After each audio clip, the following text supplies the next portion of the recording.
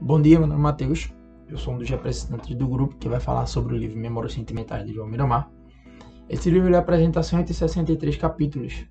Todos esses capítulos eles foram escritos em diversos estilos, como cartas, poemas, citações, diálogos, discursos e entre outros tipos de escritas. Esse livro ele foi publicado por Oswald de Andrade em 1924 e na época ele foi considerado pela crítica um dos mais ousados romances brasileiros. Uma das inovações praticadas por Oswald de Andrade foi a questão da extensão dos capítulos do livro, que eram extremamente curtos. Eles funcionam como um retalho do passado do narrador, cuja memória ela é acionada de forma fragmentada. Tem muito número de capítulos, mas elas são curtinhas e fáceis de entender. É tipo isso que ele queria passar pra gente, entende? E nesse livro, o enredo dele inicia com um relato da infância do protagonista, que é ali o João Miramar, fala dos estudos dele, que estudava em uma das melhores escolas de São Paulo. Logo após, ele viaja para a Europa para amadurecimento, conhecimento de si mesmo. E o livro vai andando até se prolongar a morte de sua esposa. Bom dia, meu nome é Maria Clara. Hoje eu vou falar do livro Memórias Sentimentais. E o capítulo que eu vou falar hoje é o capítulo 27, que fala sobre a infância e adolescência de João Miramar. João Miramar, ele passou sua infância em São Paulo, órfão de pai, mas criado e influenciado pela sua mãe. A sua mãe ajudava uma menina chamada Maria da Glória, e João Miramar, ele passou a iniciar os seus estudos em escolas mistas, mas ao passar do tempo, ele vai para uma escola que só tem rapazes, e nessa escola ele passa a conhecer os seus amigos, que é Gustavo e José, e daí eles vão ficar amigos ao longo da sua vida.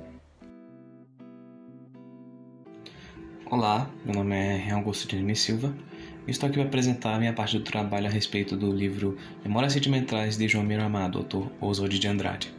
O que eu vou contar a vocês é a respeito do que ocorre entre os capítulos 31 e 56 do livro, e conta a experiência de João Miramar no exterior, na Europa, como é representado pela imagem da capa do livro abaixo, que mostra um navio atrás de Miramar viajando para o exterior. E assim ele foi com seu amigo de infância, Gustavo Adalberti, onde ele conheceu mais, principalmente Londres e Paris, onde conheceu mais a respeito do continente europeu. Entretanto, a sua viagem acabou sendo abreviada, graças a uma ligação que conta a respeito de sua mãe em São Paulo, e por isso ele acaba voltando para São Paulo. Essa situação se desdobra mais nos capítulos seguintes. Bom dia, eu vou dar continuidade sobre a fala de Rian e vou falar sobre o capítulo 56, chamado Órfão.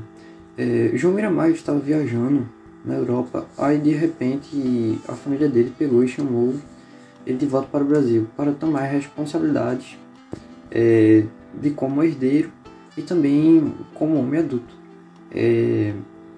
Quando ele chegou, ele tomou conhecimento da morte da mãe, porque completou sua condição de órfão. De ser órfão. E para ter uma estratégia usual, naquela época ele se casou com a prima para que não saísse do controle financeiro dos familiares. Meu nome é Paulo Neto e eu vou falar agora um pouco do resumo dos capítulos 57 até o 63 mais ou menos do livro, onde nele vai contar um pouco mais sobre o funeral da sua mãe e sobre o casamento que teve com a sua prima Célia depois que volta da Europa.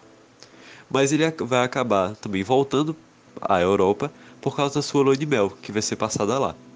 Voltando da sua lua de mel, Miramar vai começar a se entediar com a vida de casado. E Célia, mesmo o amando muito, vai se sentir incomodada pelo fato que ele não tem realmente um emprego fixo e vai viver só do dinheiro que vem das fazendas de café dela.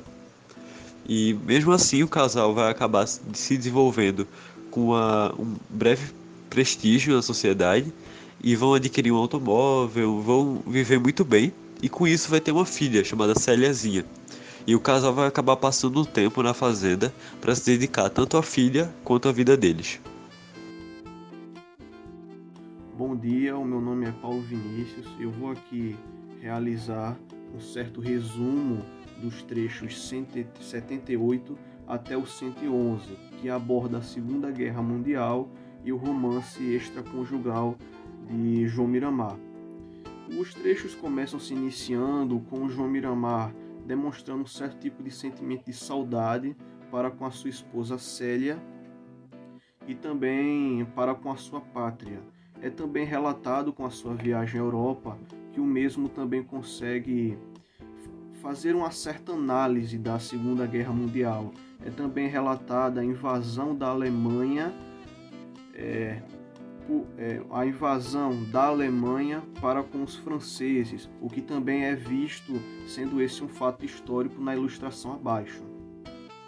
Avançando também no decorrer da história, João Miramar ele acaba conhecendo a sua atriz, a Amada, por meio de uma informação através de noticiários que ele estava a localizando em um hotel suíço.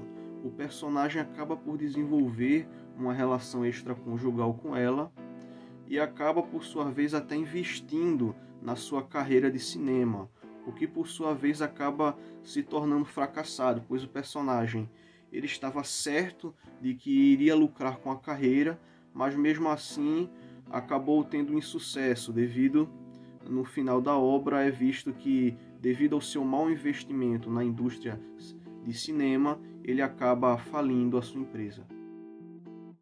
Bom dia, meu nome é João Vitor de Lira e eu vou contar o que acontece entre os capítulos 112 e 156 do livro Memórias Sentimentais de João Mirama, de Oswaldo de Andrade. Resumidamente, João Mirama ele é convencido pela sua amante, Mademoiselle Roland, uma atriz, a se tornar um produtor de filmes, para assim ganhar o respeito da sociedade, que o via como um cara que só vivia da fortuna da esposa, e também para ganhar muito dinheiro. Quando vai pôr esse seu plano mirabolante em prática, os sócios estrangeiros discordam dele, dizem que suas fitas são de segunda categoria, deixando assim João Miramar frustrado e falido. Oi, meu nome é Lívia e eu vou falar sobre o fechamento do livro. Entre os capítulos 129 e 141, o relacionamento de Marimar com Célia não anda indo muito bem. Ele suspeita dela estar sendo envolvida com seu amigo Pepe, enquanto elas reforçam suas desconfianças em relação ao relacionamento do seu marido com Lu, que no final de tudo acaba dando um divórcio. E para piorar a situação de Marimar, seus negócios não andam indo muito bem e ele acaba decretando falência.